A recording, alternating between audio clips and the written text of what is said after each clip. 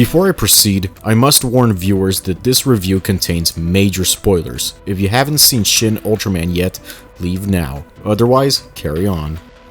The original shows for Ultraman and Ultra 7 from the 1960s are my absolute favorite titles from the franchise, so when I heard that a new Ultraman film based on the 1966 show was going to be written by Hideki Anno and directed by Shinji Higuchi, my reaction wasn't one of excitement, but alarm, and found myself cautiously optimistic.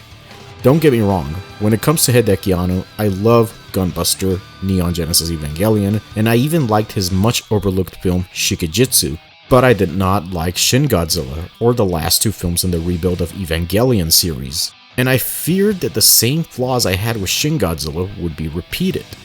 Was Shin Ultraman as bad as I feared it would be? No. Surprisingly, I actually ended up loving this movie. I do admit the film did have similar flaws I had with Shin Godzilla, but the entertainment factor and love and passion for the original series deflected most of the film's failures.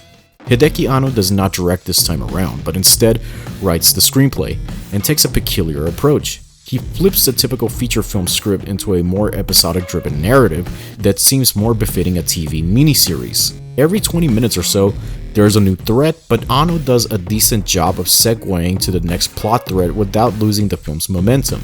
This is something that's going to put people off, but I didn't mind it because I'm used to watching TV shows that act like 10-hour movies. However, the film eventually loses its episodic novelty. It's a 2-hour movie and it feels like it's burning through so many plot lines in such a short period of time that it doesn't leave enough room to explore those stories and their villains. It sometimes feels like you're watching an expensive compilation film or a condensed miniseries.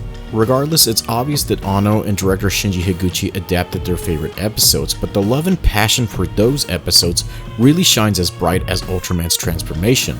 Also, the fact that some of those episodes are my favorite episodes too. As a fan of the 1966 original, I rather enjoyed Anno and Higuchi's reinterpretation of the material. They remix it into something that fans who enjoyed the original as children can now enjoy it as adults without sacrificing the fun and lunacy that made the series enjoyable to begin with.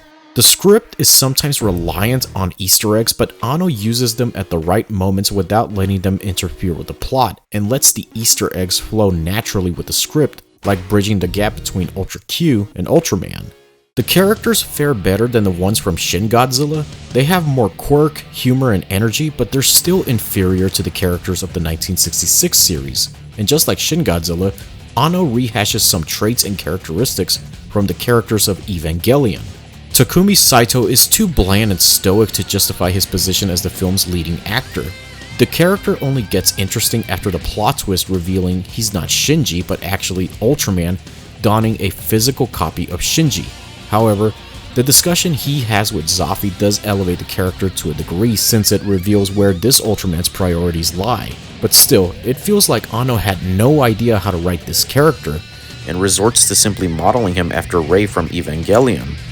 Hidetoshi Nishijima is hot off the heels of Drive My Car, but unfortunately, the film makes little use of his talents, and his role could have easily been played by another actor. Likewise, the film makes very little use of Akari Hayama and Daiki Arioka as well. They do have their little moments here and there, but they're reduced to nothing more than plot devices. If anything, I found the aliens, Zarab and Mephiles, far more interesting than the humans. However, Zarab's lines and characterization seems plagiarized from the original show. Even the fight choreography between Ultraman and Zarab's evil Ultraman disguise is copied beat for beat from the original episode. One can see that Koji Yamamoto was having a good time playing Mephiles, and I found myself enjoying his performance. That heartwarming yet chilling discussion between Ultraman and Mephiles is mostly sold by Yamamoto's exceptional performance, and as a result, Yamamoto steals those moments. Masami Nagasawa's character is another one I found enjoyable. Most of the film's humor and quirks come from her. What stood out to me was her caring nature, her persistence that she and Shinji become buddies, and her constant tick to smack her own ass and her colleagues' asses whenever she gets pumped. However, there are times when her characterization seems similar to Misato and Asuka from Evangelion. Having Zafy be somewhat the final villain and using Zeton to destroy the world was surprising, but it was a welcomed one. This is something that's never been done before, and I commend Anno and Higuchi for stepping away from conventions to deliver fresh and bold interpretations. I enjoyed the crazy redesigns of the kaiju. They're given fresh makeovers without sacrificing the aesthetics of the classic designs and given new abilities to give Ultraman a real challenge. However, some redesigns fall back on Evangelion. The new faces for Pathos and Gabora resembled the angel Zeruel. For Ultraman's design, I like how his new slender look with elongated arms and legs emphasizes his alien origin more than the original did.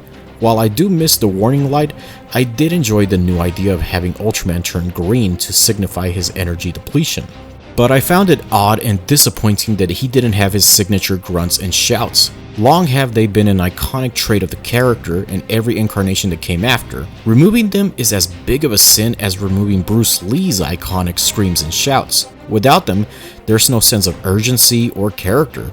The soundtrack is disappointing. It's too reliant on Kunio Miyauchi's score from the original series. Shiro Sagisu's music is sprinkled throughout the first hour, but it doesn't dominate the film until the last half hour. Sagisu composed memorable music for Shin Godzilla and Evangelion, but he struggles to do the same for Shin Ultraman. I can't remember a single piece of memorable music even if my life depended on it. The sound effects suffer similarly. Just like Shin Godzilla, it's too reliant on sounds from the Showa era. The film hardly ever takes creative advantage to make new sound effects and music that are unique to this version of Ultraman. The Showa music and sound effects just doesn't match the film's mature tone and contemporary cinematography. The visual effects are a mixed bag. There are times when they look decent enough, especially when the kaiju move slow or Ultraman is immobile, but when they move, the effects lose their novelty and resemble early PS3 graphics. The effects for the Naranga and Gabora battles are actually not too bad, but the effects seem to struggle for the Zerab and Mephiles battles. The editing is somewhat of a mixed bag as well, since it seems to emulate the same hectic pacing of Shin Godzilla, especially the first 20 minutes, but just like Shin Godzilla, it eventually calms down and finds its footing. But the film ends way too abruptly. It's almost as if they ran out of time and money to shoot a proper ending. Shinji Higuchi seems to be improving as a director. However, I can't help but wonder if Shin Ultraman works and succeeds because of Hideki Anno. Anno serves as the screenwriter, co-producer, co-executive producer, organizer, co-editor, co-cinematographer, concept designer, logo designer, teaser poster designer, marketing supervisor, and music selector.